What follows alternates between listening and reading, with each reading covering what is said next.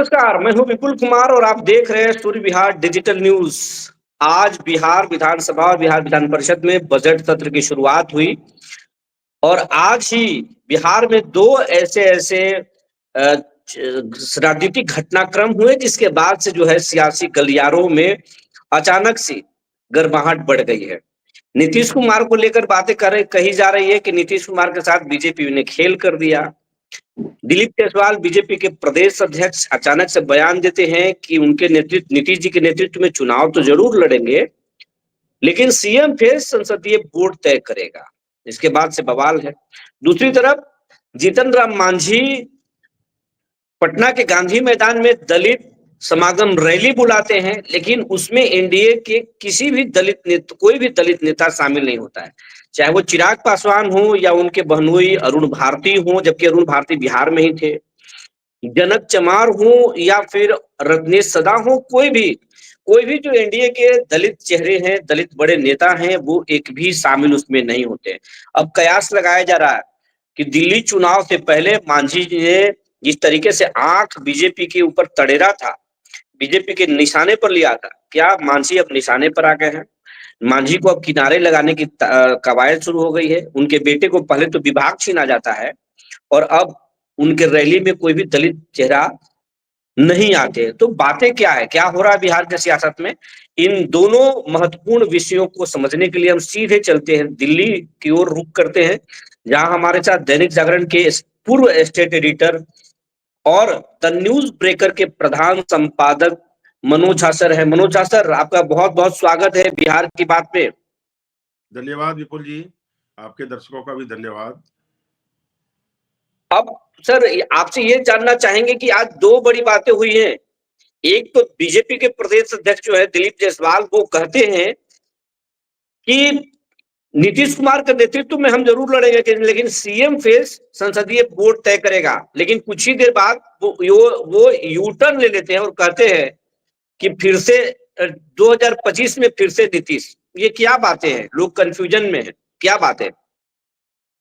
देखिए, इसमें कंफ्यूजन जैसी बात बेशक अभी लग रही हो, लेकिन इस बार ये तय मानिए कि नीतीश कुमार की अगुवाई में एनडीए लड़ेगा वहां, जिसमें कोई संदेह नहीं है। नीतीश कुमार और नरेंद्र मोदी यही दोनों चेहरा बनेंगे एनडीए का फिर से। लेकिन जहां तक कि चुनाव के बाद, जैसे दिलीप जायसवाल ने अभी कहा, इसके पहले भी एक बार एनडीए की बैठक हुई थी, याद करिए, पटना में ही। बिल्कुल। बैठक के तुरंत बाद बाहर निकलते हुए दिलीप जायसवाल ने वही बात कही जो उन्होंने आज कही है। उस समय भी बहुत बवाल मचा था। लाडला मुख्यमंत्री प्रधानमंत्री ने बेशक कहा नीतीश कुमार को, और आपने जैसा कहा कि ये कहीं नहीं उन्होंने कहा, कहीं एक बार भी नहीं कहा है कि नीतीश की अगुवाई में तो लड़ रहे हैं लेकिन मुख्यमंत्री वही होंगे, ये नहीं कहा है। तो भारतीय जनता पार्टी इस बार, आप ये तय मानिए कि सीटों के समझौते को लेकर भी बहुत ज्यादा नीतीश कुमार का दबाव शायद ना माने। उसके बाद जहां तक कि मुख्यमंत्री का सवाल है, तो मुझे जो अभी राजनीतिक हालात बिहार में नजर आ रहे हैं, नीतीश कुमार का दोबारा जीत कर आने के बावजूद, एनडीए यदि जीत के आता भी है, तो मुझे नहीं लगता कि नीतीश कुमार दोबारा से मुख्यमंत्री अब फिर से बनेंगे। बहुत बड़ी बात कर रहे हैं सर, आप बहुत बड़ी बात कर रहे हैं। अगर नीतीश मुख्यमंत्री दोबारा नहीं बनेंगे तो नीतीश तो खेला कर देंगे। देखिए, नीतीश खेला कर देंगे, ये आप तब कह रहे, जब ये बात 2 साल पहले कह रहे थे या कहते थे लोग, तो उसमें दम नजर आता था। नीतीश कुमार की लोकप्रियता भी आप देख लीजिए। अभी एक सी वोटर का, हालांकि उस सर्वे से मैं इत्तेफाक नहीं रखता हूं, सी वोटर का एक सर्वे आया है जिसमें कि नीतीश की पॉपुलैरिटी मतलब तेजस्वी से आधी से भी कम हो गई है। 18% लोगों ने कहा है कि बतौर मुख्यमंत्री हम उनको पसंद करते हैं। तेजस्वी 40 से ऊपर चले गए, 40% लोगों ने कहा है। हालांकि इन सर्वे का कोई मोल महत्व नहीं है मेरी नजर में। ये तमाम चीजें कई बार प्रायोजित होती हैं, कई बार ऊपरी स्तर से चीजों को देख के निष्कर्ष निकाल लिया जाता है। आप पुराने चुनाव की ओर चले जाएं तो जो प्रधानमंत्री पद का उस समय कैंडिडेट नहीं भी था वो सर्वे में ऊपर आते थे। और उसके बाद मैं अटल बिहारी वाजपेयी की बात कर रहा हूँ, 2009 में एक सर्वे आया था जिसमें प्रधानमंत्री के लिए सबसे उपयुक्त फेस अटल बिहारी वाजपेयी को माना गया, जबकि वो 4-5 साल पहले मुख्य धारा की राजनीति से बाहर हो गए थे। इसलिए उन सर्वे का कोई ऐसा नहीं है। अभी आप दिल्ली में आपने देखा होगा कि मुख्यमंत्री पद के लिए रेखा गुप्ता के नाम का तो कहीं कोई सर्वेक्षण ही नहीं हुआ, लेकिन वो बना दी गई। खैर, मेरा ये कहना है कि नीतीश कुमार इस बार शायद मुख्यमंत्री चुनाव जीतने के बावजूद नहीं बनेंगे। इस बात को लेकर भाजपा नेतृत्व ने भी उनको शायद समझाने में कामयाबी हासिल कर ली है। इसलिए खेला होने का जहां तक सवाल है जो आप कह रहे हैं, वो खेला वेला तो इस बार शायद नीतीश कुमार इसलिए भी नहीं करेंगे कि नीतीश कुमार की खुद की पॉपुलैरिटी, उनका स्वास्थ्य, उनका प्रशासन में वो रुतबा रौब वो बहुत हद तक कम हो चुका है। और भारतीय जनता पार्टी सांगठनिक रूप से बिहार में धीरे धीरे ही सही, अंदर खाने ही सही, बहुत मजबूती से तैयारी कर रही है। आप ये देखिएगा, सूरी बिहार के दर्शक भी देखेंगे, द न्यूज ब्रेकर के भी दर्शक ये देखेंगे, श्रोता ये देखेंगे कि आने वाले समय में भारतीय जनता पार्टी बिल्कुल लीड रोल में रहेगी चुनाव में। नीतीश बेशक चेहरा रहेंगे, नेतृत्व करेंगे अभियान का, मोदी नीतीश दोनों रहेंगे, और लेकिन मुख्यमंत्री नीतीश बनेंगे इस बात की संभावना मेरी नजर में 10% 20% से ज्यादा नहीं है। और यही वजह है कि नीतीश की कोटरी के जो ऑफिसर्स हैं, जो कुछ नेतागण हैं, नेतागण तो कम है, ऑफिसर्स जो है जो इतनी दिनों से नीतीश कुमार की सरकार में अच्छी अच्छी इंपॉर्टेंट पोस्ट पे बैठे हुए हैं और वो एक तरह से सरकार चला रहे हैं, उनका शिगुफा आप मान सकते हैं निशांत कुमार को सामने लाना कि नीतीश कुमार के उत्तराधिकार निशांत कुमार होंगे। ये कहीं और से नहीं, एक नौकरशाही की लॉबी से निकली हुई चीज है। कितना ये प्रभावी रहेगा, कितना ये असरकारी रहेगा, इस पे डाउट है। लेकिन मुख्यमंत्री शायद नीतीश कुमार की ये अंतिम पारी है, इसके बाद शायद वो बिहार के मुख्यमंत्री दोबारा से ना बन पाए। अब सवाल ये है सर कि नीतीश कुमार के 12 सांसद और नायडू के 16 सांसदों के सहारे मोदी की सरकार टिकी है।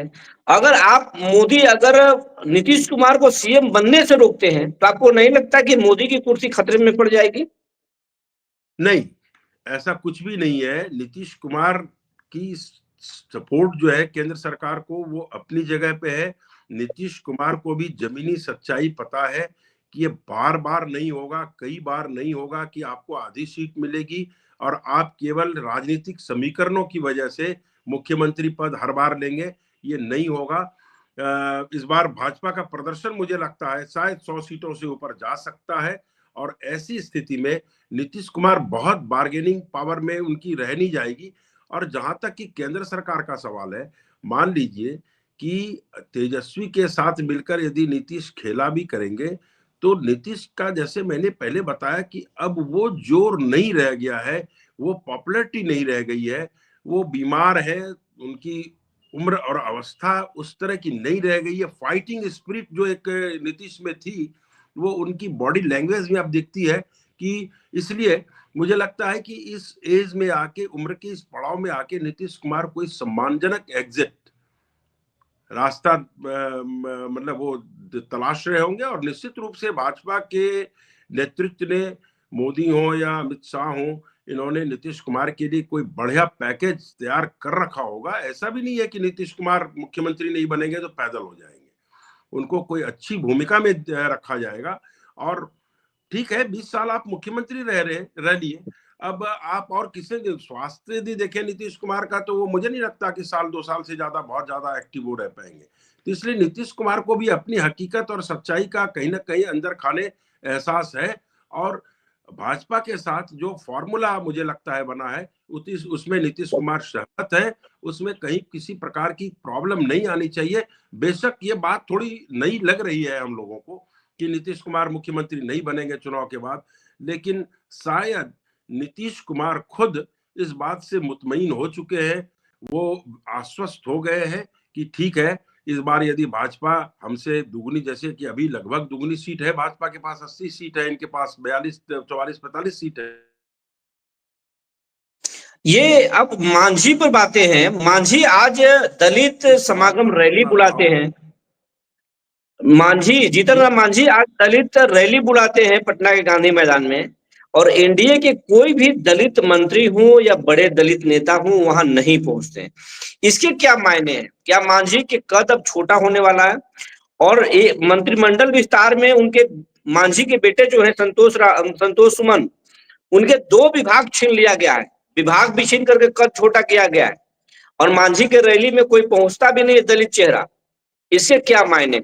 देखिए देखिए जीतन राम मांझी की जितनी उस वो गया के आसपास के इलाके में जितनी राजनीतिक उनकी ताकत और जितना असर है, उसको आप पैन बिहार या पूरे बिहार के स्तर पर एक दलित नेता के तौर पर, पहली बात तो वो कोई पूरे बिहार के दलित के नेता नहीं है, रामविलास पासवान जैसा भी स्ट्रेचर नहीं है उनका। रामविलास पासवान तो छोड़ दीजिए, चिराग पासवान के बराबर की भी उनकी मतलब वो राजनीतिक ताकत नहीं है। वो जो एक गया के आसपास का इलाका है, वहां अपनी कम्युनिटी के वो लीडर है, दलितों के लीडर बन गए हैं, क्योंकि कम्युनिटी उनकी दलितों की कम्युनिटी है। और जहां तक अभी पिछले दिनों जो जीतन राम मांझी ने केंद्रीय नेतृत्व भाजपा को ये आंख दिखाई थी कि हमें 40 सीट चाहिए, हम इतने इससे कम में नहीं मानेंगे। तो देखिए, कहते हैं ना कि जितनी आपकी राजनीति में ताकत होती है, शक्ति होती है, उसी के हिसाब से आपकी बार्गेनिंग पावर भी बनती है। अब जीतन राम मांझी के लिए 40 सीट की बार्गेनिंग पावर है ही नहीं।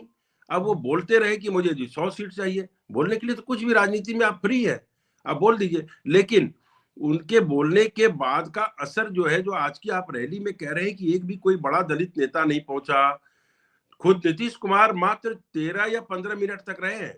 उन्होंने माइक माइक संभाला, सबको धन्यवाद और नमस्ते की, और वो किसी जरूरी काम का मतलब कि वो बात बोल के वो वहां से निकल गए।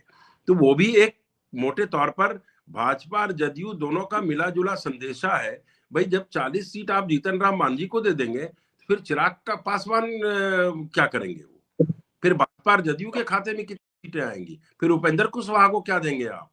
फिर वो मदन सैनी भी सॉरी, मदन सैनी भी एनडीए में आने के लिए आतुर है, वो किसी भी नहीं नहीं, समय ऐलान। मुकेश सहनी मुकेश सैनी मुकेश किस है? मुकेश सहनी। हाँ हाँ, मुकेश सैनी वो किसी भी समय एनडीए में एंट्री का ऐलान कर सकते हैं।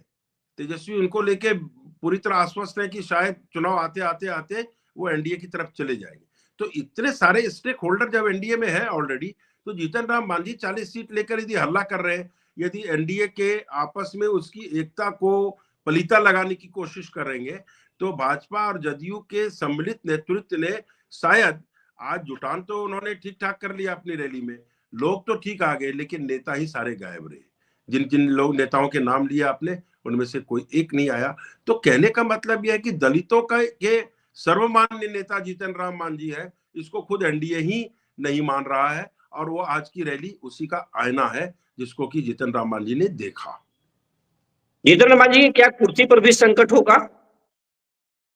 देखिए, कुर्सी पे संकट तब होगा जब वो जिद पकड़ेंगे और राजद से गलवैया शुरू करेंगे, तब निश्चित रूप से कुर्सी पर संकट होगा, जो कि मुझे नहीं लगता कि जीतन राम मांझी उसको उनको वो उसके लिए कभी स्वीकार होगा उनको। क्योंकि केंद्र में मंत्री रहते हुए बहुत सारी आपको सुविधाएं, बहुत सारी बेनिफिट्स, बहुत सारे आपका अपर हैंड आपका रहता है सारे मामलों में। वो एकाएक वो रुतबा खो देना, और आपकी पार्टी का जोर कितना है जमीन पर, ये आपको खुद पता है। आप राजद के खेमे में भी जाकर बहुत बड़ा कोई वो नैरेटिव नहीं तो सेट कर पाएंगे, बहुत बड़ा कोई परिवर्तन का संकेत लेके नहीं जाएंगे। दलितों की पूरी कम्युनिटी बिहार में एकदम नाराज हो जाएगी एनडीए से कि जी जीतन राम मांझी छोड़ गए, ऐसा भी कुछ नहीं है। उसकी भरपाई के लिए एक बड़ा चेहरा चिराग पासवान का आपके पास है, खुद भाजपा और जदयू के पास कई दलित नेता बड़े नाम है। तो इसलिए जीतन राम मांझी तो ये खामखा 40 सीट वाली बात रह के अपनी मतलब अपना असंतोष जाहिर कर रहे हैं, उसका कोई महत्व नहीं है। और जीतन राम मांझी की को आज की रैली के बहाने एनडीए ने एक संदेश दिया है।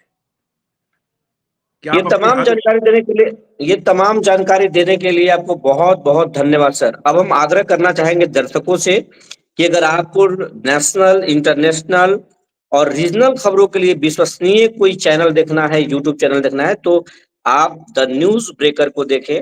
द न्यूज ब्रेकर आप देखेंगे तो दिल्ली के सियासी हलकों में क्या उठक पटक चल रहा है ये आप जान सकते हैं। अगर किसी स्टेट में कौन सा नेता क्या गुल खिला रहा है, ये तमाम चीजों आपको अगर आपको समझना है तो आप द न्यूज ब्रेकर देखें। द न्यूज ब्रेकर पर आपको मिलेंगे मनोज झा सर, और जो आपको सटीक विश्लेषण करके खबरों को समझाएंगे।